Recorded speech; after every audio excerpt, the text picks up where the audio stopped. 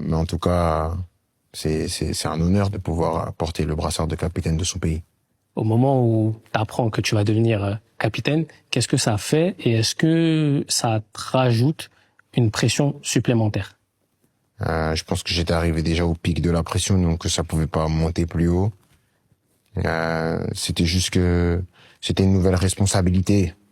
Et je pense que c'est arrivé à un bon moment parce que c'était un moment où j'ai connu presque tout en équipe de France. C'était quelque chose c'est l'un des seuls trucs que j'avais jamais connu.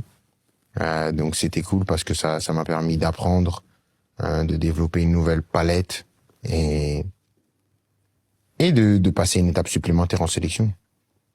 Tu parles de pression. Tu vois, moi, en tant que mec qui regarde du foot et même qui regarde du sport de manière générale, toujours, je me demande, est-ce que ces gars-là, en tout cas, est-ce que ces sportifs, ils sentent encore de la pression, du stress à la veille de grands rendez-vous, tu vois, ou alors est-ce que c'est en mode, c'est une journée au boulot, tu vois, c'est classique. Non, je pense en tout cas, moi, j'en ai besoin.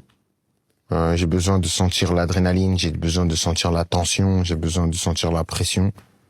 Et je pense que c'est aussi l'avantage de jouer dans des grands clubs, c'est que les gens veulent toujours que tu gagnes, donc il y a déjà toujours ce minimum de pression de gagner.